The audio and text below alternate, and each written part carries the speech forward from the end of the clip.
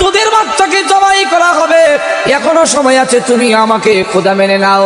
মহিলা ডাক দিয়ে বলে, মা সেটা শুধু আমার 2 বাচ্চা কেন, আল্লাহর কসম করে বলি, আমার সামনে যদি তাম পৃথিবীর মানুষগুলো এক একটা করে জবাই করতে দেখো, আল্লাহর কসম করে বলে একটা মুহূর্তের জন্য আমার মহান আল্লাহ আমি ছাড়বো না। এখন দুধের বাচ্চার জবান আল্লাহ খুলে দেয়া কয়, তোর মানে সান্ত্বনা দিয়ে আয়। হাদিসের মধ্যে এসে বাচ্চা তখন ডাক দেয়া কয়, ইয়া উম্মা ইসবিরি বাইনাতি আলাল হক, হে আম্মা জান সবর করেন, ধৈর্য ধরেন, আপনি হকের উপরে আছেন গো মা। যদিও গলা কাটে কষ্ট হয় না, গরম তেলে ছাড়লে কষ্ট হবে না মা গো, গরম তেলে ছাড়তে দেরি হয়, আল্লাহর তৈরি জান্নাতের ভিতরে যাইতে 1 মিনিট দেরি হয় না। ভাই আমার লক্ষ্য করে দেখেন, এই অবস্থায় যেই মাত্র নাকি ওই বাচ্চাকে গরম তেলের মধ্যে ছেড়ে দিয়েছে, এবার মহিলার পালা। মহিলা ডাক দে বলে, ওরে কারণ আমাকেও জবে করবে, কিন্তু একটা ওসিয়ত। কি ওসিয়ত? আমাকে জবাই করে গরম তেলের মধ্যে যখন ছেড়ে দেওয়া হবে, ওই সময় হাড্ডিগুলো আমার বাচ্চাগুলোর যেইভাবে আলাদা হয়ে গেছে আমারও আলাদা হয়ে যাবে, 3 জনের হাড্ডিগুলো এক জায়গায় দাপন কইরো, এই হলো আমার ওসিয়ত। ফেরাউন কর ঠিক আছে, ওসিয়ত মানলাম। 3 জনের হাড্ডি এক জায়গায় দাপন করা হয়েছে, এক কবরের মধ্যে দেওয়া হয়েছে। মহিলার উদ্দেশ্য হলো কিয়ামতের কঠিন ময়দানে যেদিন উঠবো আমি আল্লাহর দরবারে আমার 2 বাচ্চা সহ আমার গলা কাটা যে যে অবস্থায় শহীদ হয় ওই অবস্থায় আল্লাহর দরবারে উঠবে। কিয়ামতের কঠিন ময়দানে আল্লাহর সামনে যখন উঠবো, আল্লাহ তাকায়া দেখবে আমার গলা কাটা, আমার 2 বাচ্চার গলা কাটা। আল্লাহর দরবারে হাজির হয়ে বলবো, প্রভু গো, তোমার জন্য আমার গলা, আমার জীবন এবং আমার বাচ্চাদের জীবন উৎসর্গ করেছি, তথাপি তোমাকে ছেড়ে দেই নাই। এই কারণে এক জায়গায় দাফন করার জন্য ওসিয়ত করেছে। দাফন করেছে ঠিক। বিশ্বনবী রাহমাতুল লিল আলামিন মেরাজে যাওয়ার সময় বাইতুল মুকাদ্দাস যখন গেলেন, আল্লাহর নবী তখন ডাক দিয়ে বলেন, ও জিবরাইল, আমার নাকের মধ্যে জান্নাতের সুঘ্রাণ লাগতেছে, মনে হয় জান্নাতের কাছে এসে গেছি। জিবরাইল বলেন, না গো নবী, জান্নাত বহুদূর, তাহলে জান্নাতের সুঘ্রাণ আমার নাকে লাগে কেন? জিবরাইল ডাক দিয়ে বলে, নবীজি, ওই যে মা সেটা এবং তার 2 বাচ্চা সহ জবাই করে হাড্ডিগুলো এক কবরে দাফন করেছিল, সেই কবর থেকে জান্নাতের সুঘ্রাণ আসতেছে। له معقبات من بين يديه ومن خلفه يحفظونه من أمر الله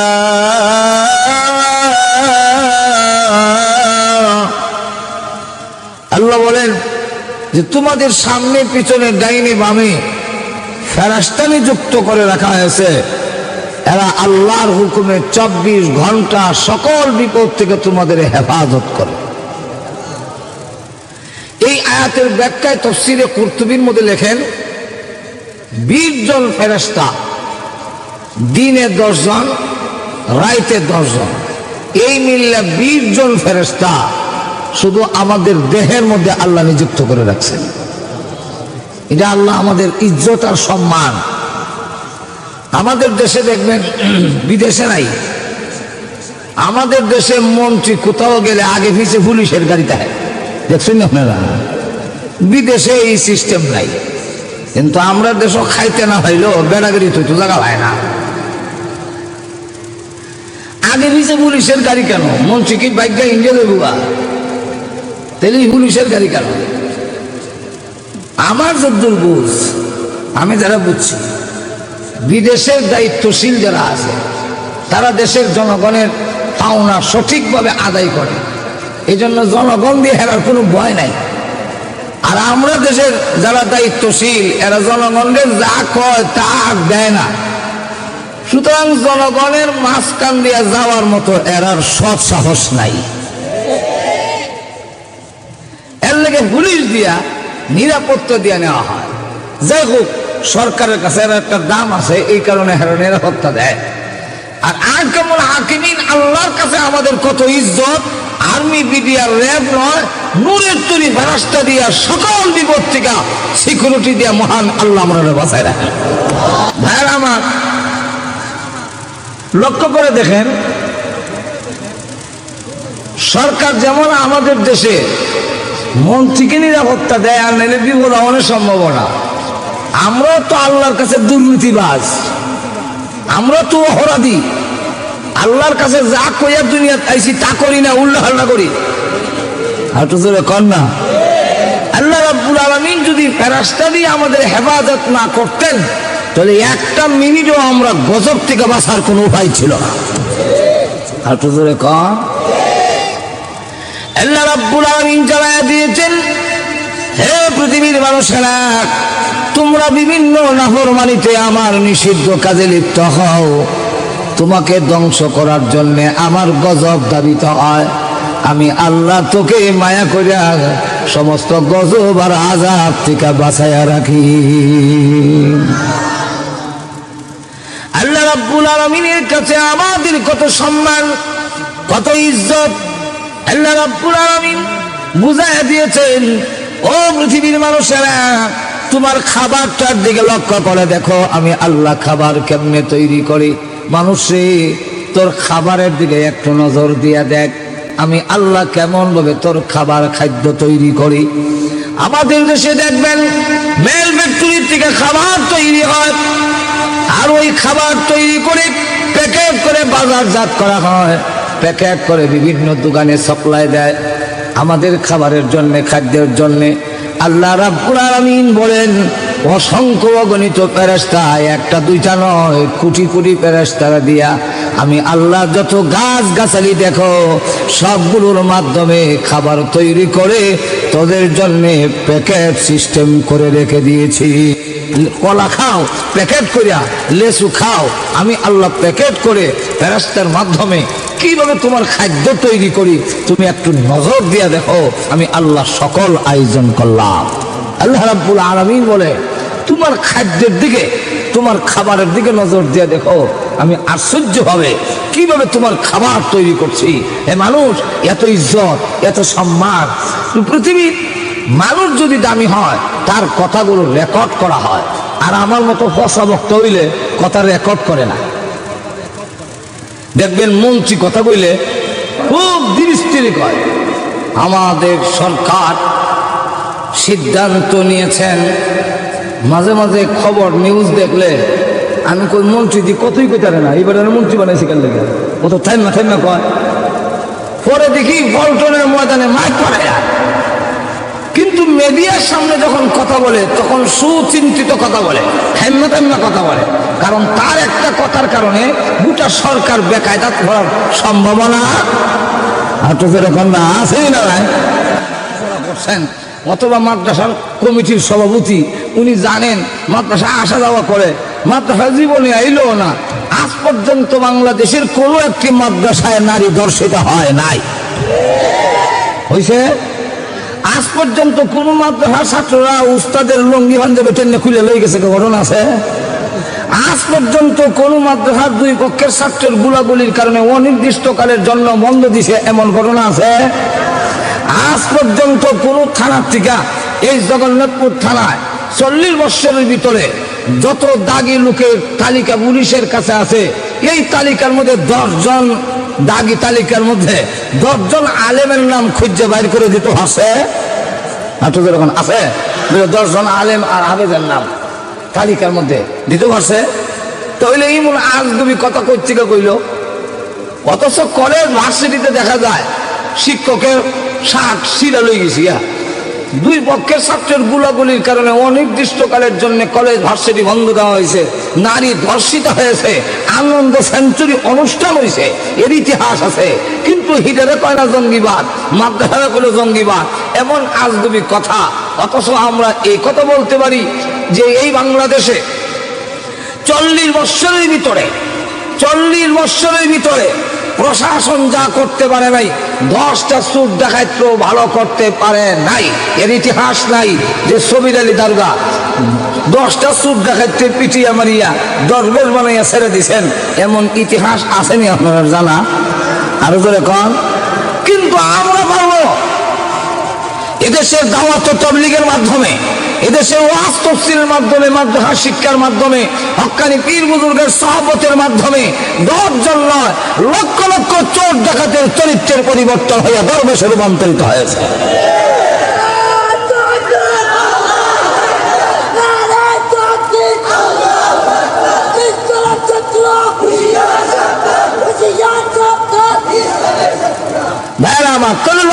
দেখেন এই জাতীয় কথার কারণে সরকার অনেক কাটা করে এই লিখিতা করলে যেরকম ঠিক কিনা। এই জন্য বলা হয় ঠিক মন্ত্রী যখন মিডিয়ার সামনে কথা বলে তখন সুচিন্তিত কথা বলে, থেমে থেমে বলে, কি জানি আমার একটা কথা নিয়ে সরকার বেকায়দায় পড়ে যায়।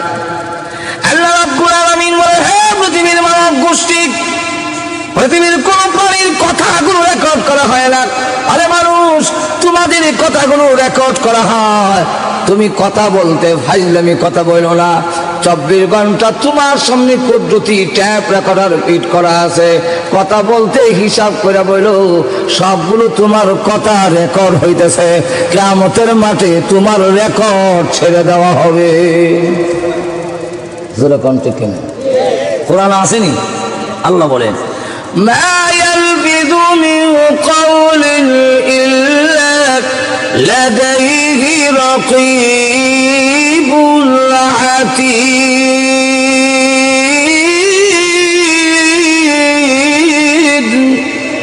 আল্লাহ রাব্বুল আলামিন বলে, তোমাদের জবান দিয়ে যা কিছু বের হয় সবগুলো রেকর্ড করা হয়। এই কারণে কথা বলতে একটু হিসাব কিতাব করে কইও, কিয়ামতের মাঠে তোমার রেকর্ড ছেড়ে দেওয়া হবে। যেরকম ঠিক কিনা? আল্লাহ কোরআনে বলেন, সম্মানী যখন মানুষ যখন সম্মানী হয়, চেয়ারম্যান হয়, তখন তার লেখবার লাগে কেরানি থাকে, কেরানি লেখে। এবার টাইম নেই। এমপি হইলে পিএস, আর মন্ত্রী হইলে 5-এর সেক্রেটারি, সচিব। আর পিএস মানে 5-এর সেক্রেটারি, তার তাকে সবগুলো লেখে। লেখা কয়, স্যার ঠিক লেখলাম না ভুল লেখলাম একটু দেখেন, যদি ঠিক হয় ওকে। যদি কোন ঠিক কিনা? আল্লাহ রাব্বুল আলামিন বলে, হে মানুষ, তোমাদেরও কেরানি ভিট করে রাখছি। কয়টা গুনাহ করলা, কয়টা সওয়াব করলা, এই লেখা রাখার দায়িত্ব তোমরা। কিন্তু আমি আল্লাহ আমার পক্ষ থেকে কেরানি ভিট করে রাখছি, ভালো মন্দ সব লেখতেছে। আসেনি কোরআন?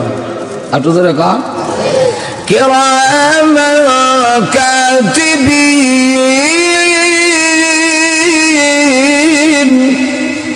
ইয়ালামুনা মা তাফআলুন।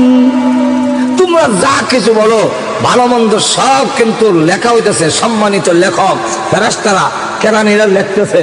হাসরের মাঠে তোমার আমলনামা খুলে দেওয়া হবে। আল্লাহ কোরআনে বলেন,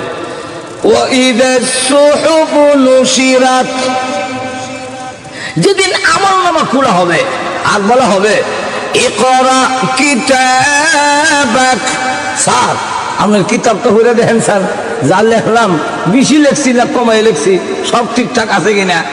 তখন আপনি আমলনামা হাতে নিয়ে করবেন সুবহানাল্লাহ। লেখক অত দক্ষ, কিতাবের গুতানি বন্ধ হয়েছে না, হাতে নিয়ে করবো এত দক্ষ লেখক।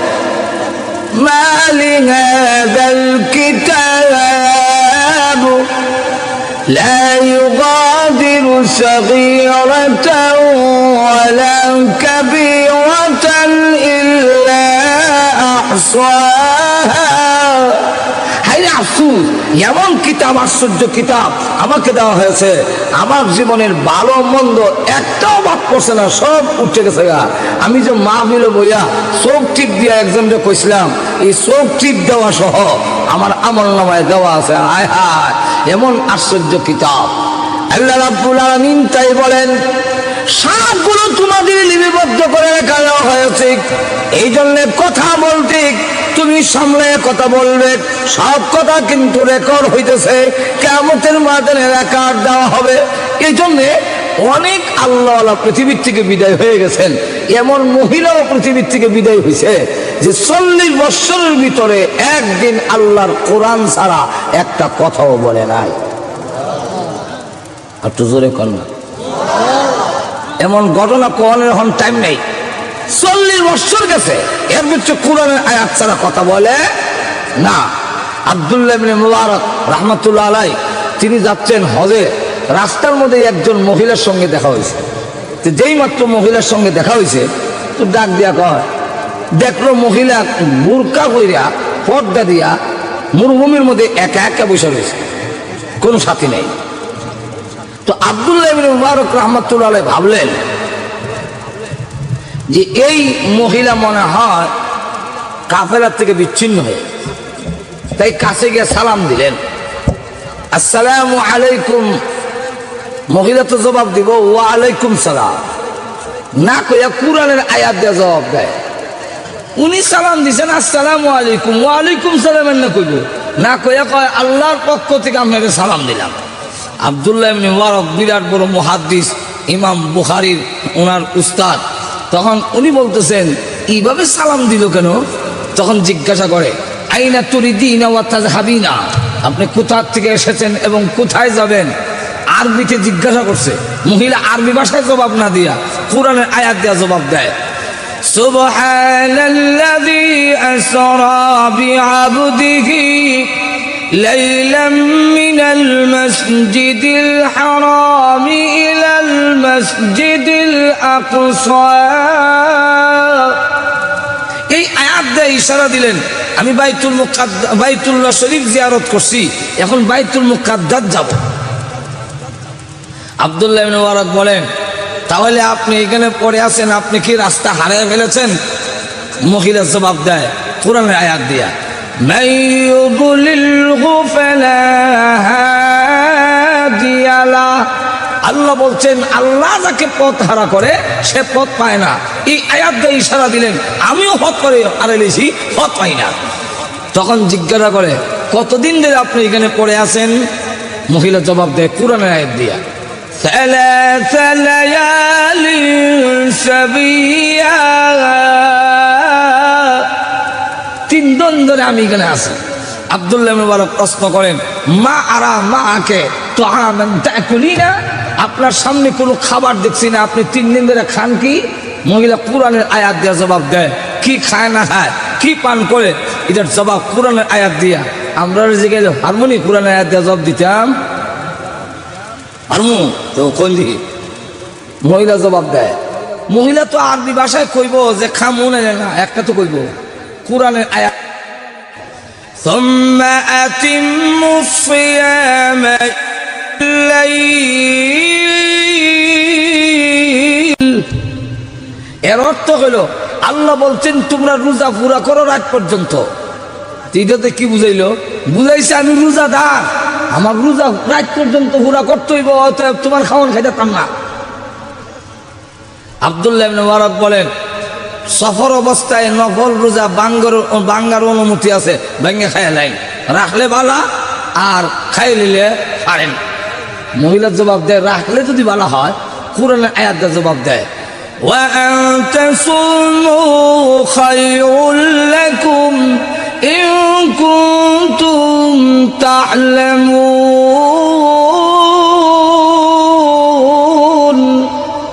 আল্লাহ বলছেন রাখাটা বালা, বালা যদি হতো ভাঙতাম না। আব্দুল্লাহ ইবনে মুবারক কয় মহিলা আপনি যে কথা বলেন কুরআনের আয়াত দিয়া, এতে আমার বুঝতে কষ্ট হয়, কারণ কোরআনের আয়াতগুলো ডাইরেক্ট জবাব নয়, এটা ইনডাইরেক্ট, অনেক চিন্তা হইলে বের করার লাগে। তা আমি যে আরবি ভাষায় কথা বলি সেই আরবি ভাষায় কথা বলেন না কেন?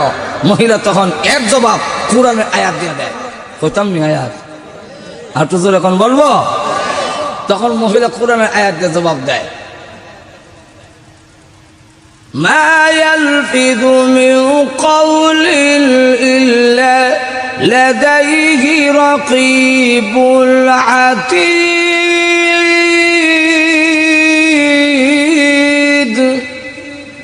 হে আব্দুল্লাহ ইবনে মুবারক, আল্লাহ বলছেন তোমাদের জবান দিয়া যা বের হয় সবগুলো আমি আল্লাহ রেকর্ড করি, হেফাজত করি। আল্লাহ যদি হেফাজত করেন তাহলে আমি কেন কোরআন ছাড়া অন্য ভাষায় কথা বলবো? কিয়ামতের কঠিন ময়দানে আমার আমলনামা যখন উল্টানো হবে, তখন আমি চাই ওই কিয়ামতের মাঠে আমার আমলনামা যেন আল্লাহর কোরআন শরীফ হয়ে যায়।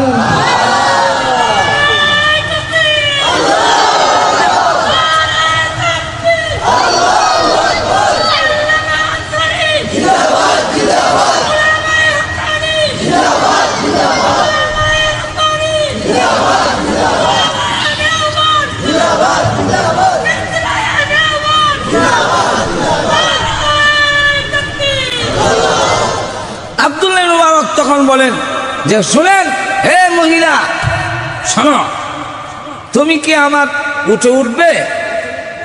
তাহলে আমি তোমার কাবেলায় পৌঁছাই দিতে পারি।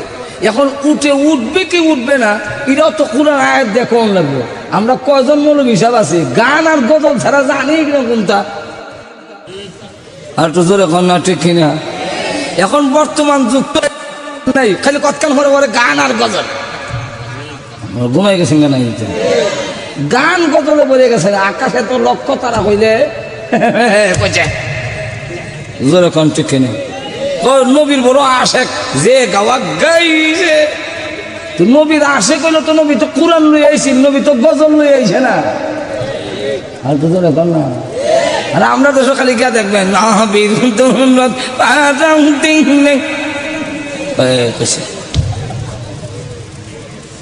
হারা দিলে আয়াত বেরো না। মহিলা এখন কোরআন আয়াত জবাব দেবে, উঠে উঠবে কি উঠবে না। তিনি বলেন والخيل والبغال والحمير لتركبوها। আল্লাহ বলছেন গুড়া গাদা খচ্চর উট এগুলা সৃষ্টি করেছেন সোয়ার হওয়ার লেগে। এই আয়াত দিয়ে ইশারা দিলেন যেহেতু আল্লাহ এগুলা সোয়ার হওয়ার জন্য সৃষ্টি করছেন, তো উঠতে আমার কোনো আপত্তি নাই। উটটা তখন তিনি সোয়া উঠেন। এখন উঠেন কইয়া তো সেই রয়েছে, উঠেন। এখন উঠতে গেলে হাওয়া আলগি দিলে তো আমাদের দেশের অনেক মহিলারা রিস্কাত উঠতে গেলে ভাও আলগি দিলে বুরকা করা থাকলে তো ভাও কিছু বাড়ি যায়। তা আমরা দেশের যারা দিলের মধ্যে বেমার আছে হ্যাঁ অনেক কান ধরে বাড়িছে রিস্কাত কোন সময় উঠে দেখতে যেরকম ঠিক কিনা। এখন উনি তাকায় থাকলে উঠবে কেমন? এখন বলতে হবে আপনি অন্যদিকে তাকান আমি উঠি, এটা কোরআন আয়াতে বলতে হবে, এটা করতে বলবে।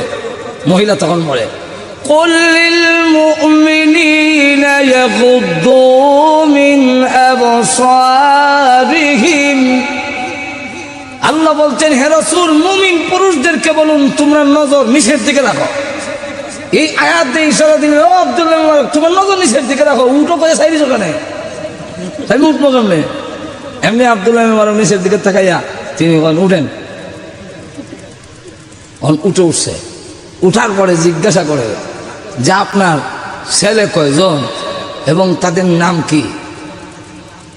মহিলার ছেলের নাম কইব, আমরা ছেলে মেয়ের নাম কোরআন দিয়ে সমুখে নেই। নাট বল্টু স্কুপ ড্রাইভার হেলে না ডলে না খেলে না জ্বলে না, যেরকম ঠিক কিনা?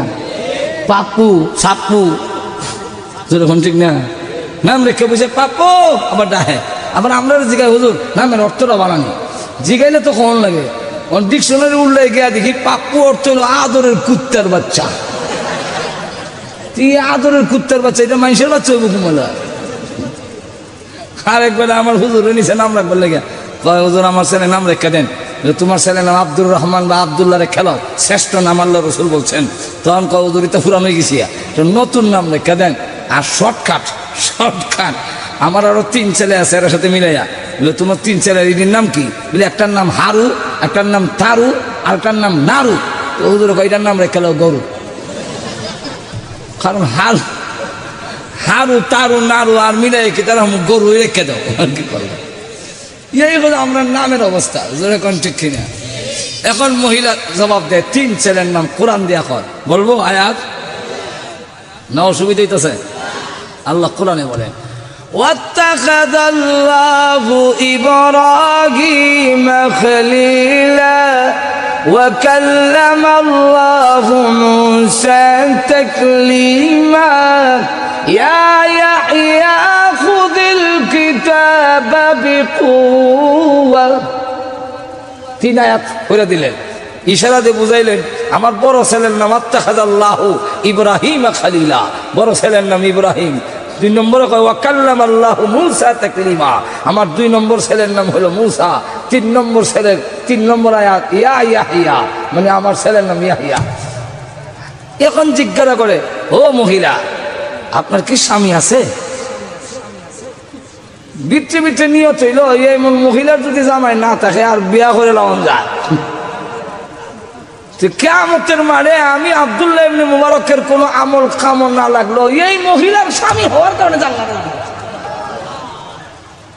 কারণ কিয়ামতের কঠিন ময়দানে আল্লাহ রাব্বুল আলামিন স্বামী স্ত্রী যদি দুজনেই নেককার হয়ে যায়, কিয়ামতের দিন বলবে, আল্লাহর নবী বলেন, আল্লাহ কিয়ামতের মাঠে বলবেন, তোমরা একজনের আঙ্গুল ধরো।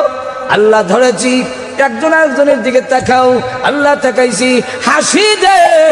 আল্লাহ হাসি দিছি, জান্নাতের গেট খুলে দিয়েছি, আঙ্গুল ধরে ধরে আমার তরি জান্নাতের ভিতরে প্রবেশ করো।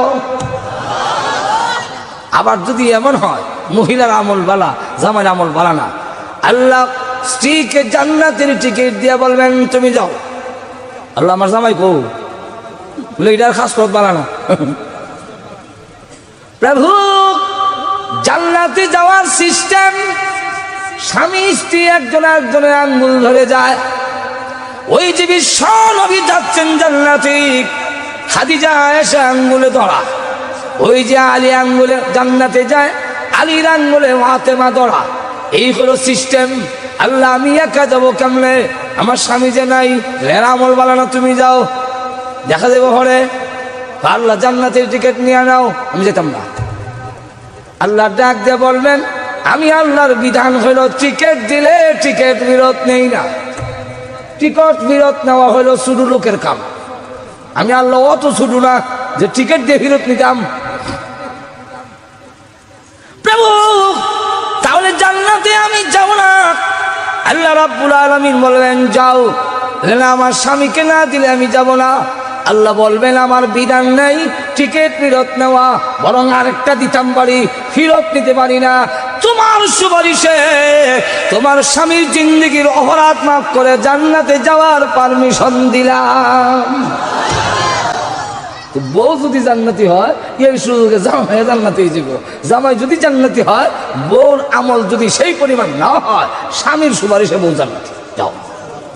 তো বলা যায় না, এই মহিলার স্বামী যদি না থাকে, এমন মহিলার স্বামী যদি হইতাম পারি, তাহলে আমার কোনো আমল কামল না লাগলেও এই মহিলার কারণে জান্নাতে যাবো। তাই জিগায়, আপনার স্বামী আছে কি? এখন আছে কি না এটা তো কোরআনের আয়াত দিয়ে হইছিল, যেরকম ঠিক না? এখন কেমনে বলবে? বলবো আয়াত আরো জোরে কন। মহিলা তখন ডাক দেয়া বলে, ইয়া আইয়ুহাল্লাযীনা আমানু লা তাসআলু আন আশিয়া'a ইন তুবদা লাকুম। হে আব্দুল্লাহ মুবারক, আল্লাহ কুরআনে বলেন, হে ঈমানদারেরা, সব বিষয়ে তোমরা প্রশ্ন করো না। অতএব আমার স্বামী আছে কিনা এই ব্যাপারে তুমি প্রশ্ন করো না। একটু জোরে কন্যা সুবহানাল্লাহ। আল্লাহ না করছেন সব ব্যাপারে প্রশ্ন করো না, অতএব আমার জামাই আছে কিনা এটা তো তোমার জানার বিষয় না, এটা প্রশ্ন করো না। আব্দুল্লাহ, লম্বা ঘটনা, আজকের দিনে শেষ করুন দিত না। আব্দুল্লাহ মুবারক উঠে করে নিয়ে তার কাফেলার কাছে পৌঁছে, কাফেলার কাছে যখন আলামত বলে দিছে, নিদর্শন বলে দিছে, কাফেলার কাছে গিয়ে ডাক দিলেন, ইয়া ইব্রাহিম, ইয়া মুসা, ইয়া ইয়াহইয়া। এমনি তিনটা যুবক কাফেলার ভিতর থেকে বের হয়ে এসেছে। আসার পরে জিজ্ঞাসা করে, এই মহিলাকে তোমরা চিনো? এমনি ওনাকে জড়ায় ধরছেন, হুজুর আজকে অনেক দিন ধরে আমার মা কাফেলার থেকে হারিয়ে গেছে, ভাই না, আপনি ভাইলেন কই? বললেন, উনি তো আমাদের মা। বললেন, তোমার মা কই পাইলাম? এটা কম করে আগে বলো, তোমাদের মা কোরআনের আয়াত ছাড়া কোনো কথা কয় না, এটা কি? তখন তারা ডাক দেয়া হয়, হুজুর আপনি হয়তো ভাবতে পারেন যে এই আপনাকে ভাইয়া আমার মা হয়তো কোরআন আয়াত দেয়া কথা বলছে, আর অন্য সময় হয়তো অন্য ভাষায় কথা বলে। না না, এরকম না। আজকের থেকে 40 বছর অতিবাহিত হয়েছে। আমাদের মা এমন মা যে আল্লাহর কোরআন ছাড়া 40 বছরের ভিতরে একটা কথাও তিনি বলেন। কথাটা বুঝছেন? তাহলে এখন আসুন, কথা বলতে হিসাব করে বললো, এত সম্মান এত ইজ্জত মানুষের কেন হয়ে গেল? বলবো আপনি তো এখন না, অসুবিধা হইতেছে। মানুষ সব দিক থেকে তুমি দুর্বল। লক্ষ্য করে দেখেন, আল্লাহ বলেন কোরআনে, খুলিকাল ইনসানু দাঈফা, মানুষকে দুর্বল করে সৃষ্টি করেছি। সম্মানের বেলায় ফেরেশতার চাইতে বেশি দুর্বলতায় দেখা যায় মানুষ সব মাখলুক থেকে দুর্বল। কেমনে দুর্বল? দৃষ্টিশক্তির দিক থেকে লক্ষ্য করে দেখেন, আমার থেকে কুত্তা বিলাই হওয়ার বেশি না, হওয়ার না। আমরা আলোতে দেখি, অন্ধকারে দেখি, আর যখন দেখেন অন্ধকারে, কিন্তু কুত্তা বিলাই আলোতে যেমন দেখে অন্ধকারেও দেখে। কইছে আপনারা যে ভাই সাহেব পাকঘরের লাইটটা একটু জ্বালেন, মাছ বাজে কইতেছেন খাইয়াই, কোনোদিন কয়? তা আলোতে যেমন দেখে অন্ধকারেও দেখে। আমরা চোখে কম দেখি, তাই মাঝে মাঝে চশমা লাগাই, কিন্তু আজ পর্যন্ত কোনো কুত্তা বিলাই চশমা লাগাইছে? একটু জোরে কোন লাগাইছে? তাহলে আপনি আমার চোখের পাওয়ারের চেয়ে কুত্তা বিলের চোখের পাওয়ার বেশি না কম? আত্মরক্ষার দিক থেকে দেখেন, প্রত্যেকটা প্রাণীকে তার সাথে অস্ত্র দেওয়া আছে। গরু মাইল লাগলে লাঠি শুরু লেগে বাইতে লাগে না, এর মাথা তুই লাঠি আছে, শুরু করে দিব। যেরকম ঠিক কিনা? এমনকি ঈসা মাছ এর কবলে একটা ড্যাগার দেওয়া আছে, ড্যাগার যেরকম আসেনি। কাঁকড়া এর দুইটা কেঞ্চি আছে, কাছে গেলে সিভাতা ধরব, যেরকম ঠিক না? আর আমরা আশরাফুল মাখলুকাত অন্ধকার সময় যদি রাস্তা দিয়ে যান আর একটা ব্যাঙ্গে যদি দেয় সামনে দিয়ে এক ফাল, আশরাফুল মাখলুকাত মারে 3 ফাল, মাইগ্য হইয়া, যেরকম ঠিক না? ঠিক না? তাহলে আপনি আমার চাইতে আত্মরক্ষার দিক থেকে অন্য প্রাণীর সবল। শুধু তা না, আপনি পানিতে গিয়া নদীতে গিয়া নৌকা বাইতে গেলে বাড়ির থেকে একটা বই ডলে লয়ে যাওয়ার লাগে, কিন্তু মুরগের ঠ্যাঙ্গের দিকে চাইয়া দেখেন আঙ্গুলগুলো ফাঁকা, যেরকম ঠিক খেনা। আর হাঁসের হাওয়ার দিকে চাইয়া দেখেন কেন হর্দা লাগাই, কেন হর্দা লাগাই? এ পানির মধ্যে সাতটাইব, বইটা লাগবে, এই বইটা বাইর থেকে নেবো কই? এর লাগে আল্লাহ হ্যাঁ ঠ্যাংটারও বইটা বানাই দিলে, সেই তোর বইটা যা, বইটার সাথে যা দিলাম, যেরকম ঠিক না? ঠিক না? প্রত্যেকটা প্রাণীকে আমরা ঘর বানাইতে গেলে ইট পাটকেল দূর থেকে আনার লাগে, একটা জাল বাইন করতে গেলে সুতা বাজার থেকে কিনে আনো। মাকড়সার মতো একটা ছোট্ট প্রাণী, এটা মাকড়সা, ছিলেন তো মাকড়সা? হ্যাঁ, কিন্তু ঘর বানাইতে গেলে সুতার লেগে জগন্নাথপুর যাওয়ান লাগে না, সুনামগঞ্জ যাওয়ান লাগে না, এর ফেরের ভিতরে সুতার ফ্যাক্টরি আল্লাহ খুলে দিয়ে দিয়েছে, যেরকম ঠিক কিনা? তো এই দিক থেকে আমরা দুর্বল, আত্মরক্ষার দিক থেকে দুর্বল, জ্ঞান মেধার দিক থেকে আমরা দুর্বল। কেমনে দুর্বল? আপনারা ফইরা ইঞ্জিনিয়ার, আর বাবুই পাখি কয় আমি না ফইরা ইঞ্জিনিয়ার। একটু জোরে কন। গাছের মধ্যে তাল গাছের পাতায় ঝুলাইয়া বাসা বানায় বাবুই পাখি, একটা পাতার ভিতরে একটা পাতা ঢুকাইছে এমন সুন্দর কইরা, কি বিদ্যা কোত্থেকে এগুলো? এরপরে আবার একটা গম্বুজ দিছে এমনি, এটা হইলো তার বউ লইয়া থাকবার লাগে আলাদা রুম, যেরকম ঠিক কিনা? আবার আমরা টানা দিছে, টানা, এটা কেন? এটা হইলো তার রেস্ট হাউস, দিচ্ছে গরম লাগলে এখানে মুক্ত বাতাস খায়। তার ঘরের ভিতরে ইলেকট্রিসিটি ফিট করছে, ওয়াবদা না তবদা লাগতো, পড়লে বিদ্যুৎ না ঘন্টার ঘন্টা লোডশেডিং করতো, একটু ফে খাই না করতো হয়, এখন একটা বুক ধরে আনে, এটার নাম জোনাকি বুক। এটার সুইচটা হইলো মুখে, বাল কইলো ফিসে, নিবায় জ্বালায় মুখ থেকে। এই বুকটা দইলে না কল্লাটা ফেকের ভিতরে ঢুকাইয়া যায়, আর সুইচ অফ করতে পারে না, অটোমেটিক পিছিয়ে তা বাল জ্বলে। মানুষ, তুমি পয়লা ইঞ্জিনিয়ার, আমি না হইল ইঞ্জিনিয়ার, জোরে কন্ট্রিক কেনা? ডাক্তার, আমরা দেশে বইরা ডাক্তার হয়, গাছ গাছালির কোনটার মধ্যে কি পাওয়ার আছে এটা ফইরা বোঝন লাগে। আর বানর, ভারতের এক এলাকায় বানরের খুব অত্যাচার। কারি তৈয়ব সাহেব রহমতুল্লাহ ওনার কিতাবে লেখেন, তো বান্দরকে মারার লেগিয়া এরা কিছু রুটির মধ্যে বিষ মিশাইয়া ছাদের উপরে দিয়ে রাখছে, খাইয়া 14 গোষ্ঠী যেমন মরে। কিন্তু বানররা ইসা নাক লাগাই বুঝে লাগছে কি একটা ভেজাল আছে, সব রুটি ফলাই দিছে, ফলাই দিয়ে গেছে জঙ্গলে, জঙ্গলে আরে চলে গেছে। সকলেই যাক গেছে, যখন ভালো হয়েছে, কতকাল পরে দেখে না আবার গুইরে আইছে, 12টা বানর লই আইছে, যারা ভীষণটা লাল, হইল মেডিকেল অফিসার। ওরা আইসা নাকের মধ্যে রুটি লাগাই, যেটা বিষ এটা একদিকে, যেটার মধ্যে বিষ নাই এটা আরেক দিকে, দুইটা বাক করছে। আরেক দল বানর ভালো এসে জঙ্গলে, এরা গাছের ডাল লই এসে পাতা সহ, এখন পাতা চিবাইয়া খায়, বিষ মিশেল রুটি খায়, একটা রুটি খায়, পাতা চিবাইয়া খায়, এই করে সমস্ত বিষ মিশেল রুটি খাই দিছে। একটা বানর মর্বদূরের কথা ফেরো অসুখ হইছে না। ও ডাক্তার সাহেব, আপনি বইরা ডাক্তার, আমি না হইরা ডাক্তার, তাহলে আপনি শ্রেষ্ঠ হবেন কেন? কেন আপনাকে শ্রেষ্ঠত্ব দিল? এইভাবে যদি সব বলতে যাই আজকের সময়ে সম্ভব না। আরেকটা জিনিস লক্ষ্য করে দেখেন, ফেরেশতা নূরের তৈরি, জিন্নাত আগুনের তৈরি, আর আমরা একটু জোরে কম, মাটি, মাটি হইলে ভালোই আছি, আমরা মাটির ঠিকানা নিছে ঘুমাই গেছেন। আল্লাহ নিজে বলেন, কুতিলাল ইনসানু মা আকফারাহু মিন আই শাইইন খালাকা। আল্লাহ বলে, মানুষ, মিন আই শাইইন খালাকা, তুমি কিসের তৈরি জানো কি? আমরা এর জবাব জানতাম না, তাই আল্লাহ নিজে আয়াত নাজিল করে বলেন কিসের তৈরি তুই জানোস না, আমি আল্লাহ ব্যাখ্যা দিয়ে কই মিন নুতফা, তোরে নুতফা দিয়ে তৈরি করছি, মাটিও না, ডাইরেক্ট মাটি না, এমন বস্তু দিয়ে তৈরি করলাম যেটা মুখে উচ্চারণ করতে লজ্জা হয়। নুতফা কইছি আপনার বেশি শরম লাগছে না, বাংলা নামটা কইলে আপনারও কইবা এটা না কইলে বলা জোরে কোন ঠিক না, ঠিক না, বুকো তাওয়া দিয়া মাথে আমি সজ্জুর হুয়া, আমি সৈয়দের হুয়া, আমি খান, আমার বাপ খান, রাও আমরা খান বুঝতে, কিন্তু নাপাক পানির পয়দা ইহান হয় না। আর তো জোরে কর না, দুধের কেজি ও 50-60 টাকা কেজি, কিন্তু আপনি আমাকে যেই পানি দিয়ে বানিয়েছেন 40 পয়সা দিয়েও কেউ নিত না। জোরে কোন ঠিক না, ঠিক না, এমন একটি নাপাক পানি দিয়ে সৃষ্টি করলো, অথচ মর্যাদার বেলায় নূরের তৈরি ফেরেশতার চাইতে বেশি, এত সম্মান বেশি হওয়ার কারণটা কি? ঘুমাই গেছেন নাকি? বলবো কোন কারণে এত দাম? আল্লাহ রাব্বুল আলামিন আমার তেলাওয়াতকৃত আয়াতে বলে দিয়েছেন সেই কারণটা, যে কেন তুমি এত দুর্বল হওয়ার পরেও, কেন নিকৃষ্ট জিনিসের তৈরি হওয়ার পরেও ফেরেশতা তোমার খেদমত করে, ফেরেশতার চাইতে তুমি দামি, তুমি সবচেয়ে ইজ্জত ওয়ালা, তুমি সবচেয়ে সম্মানী। এটার কারণটা কি? এর কারণটা হলো আল্লাহ পাকের কোরআনের ইলম মানুষের কাছে আছে, কোনো প্রাণীর কাছে না। আর তো জোরে কম, মানুষকে আল্লাহ রাব্বুল আলামিন ইলম দিয়েছেন। ইলম কি দিয়েছেন? আর তো জোরে কম, কি দিয়েছেন? ইলম। وعلم آدم الأسماء كلها। ইলম কারে কয় আগে বুঝেন।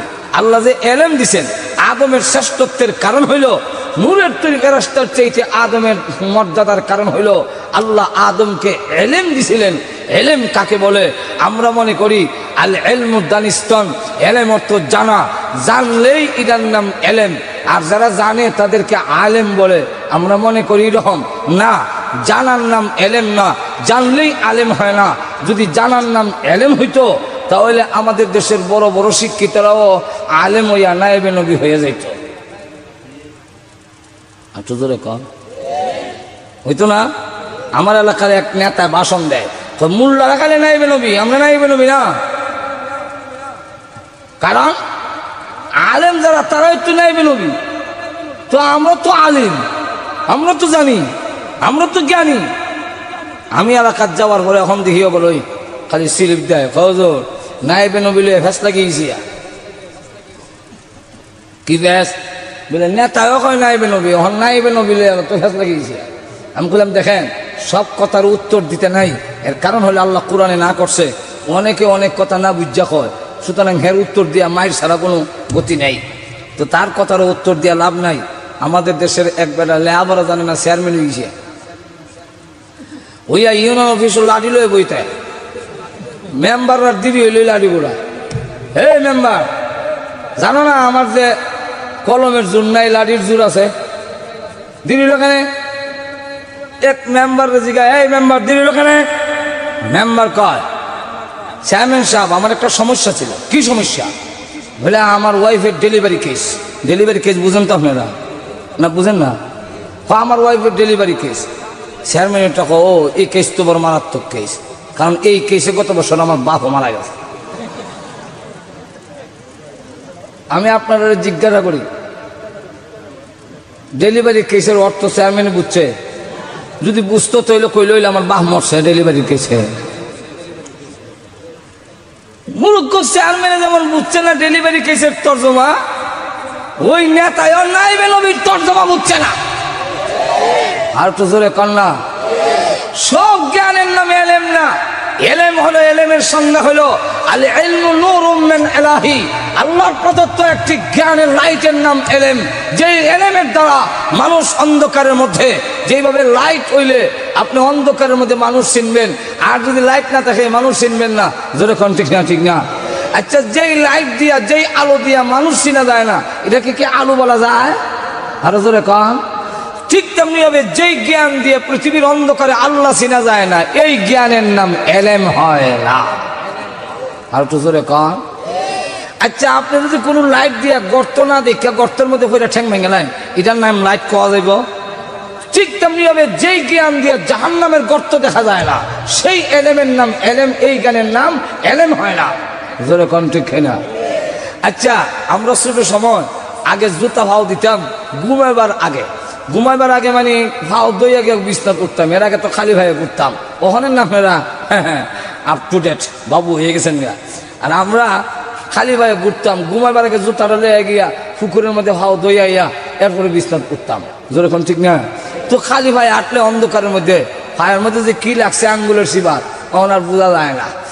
এখন রে কিতা লাগলো রে, ফেঁকো ভাড়া মারলাম না, এটা আল্লাহ জানে। তো আট দিয়া কিতা লাগাইলাম জানে, ইন্নালিল্লাহ পায়খানা দিয়ে লাগাইলেছি। তো পায়খানা আসছিল রাস্তাত, লাগছে আতো ভাও, লাগছে আতো লাগছে না হ, এত জায়গাত লাগছে কে রে? হাঁটু জোরে কর না, লাইট নাই। জোরে কোন কি নাই?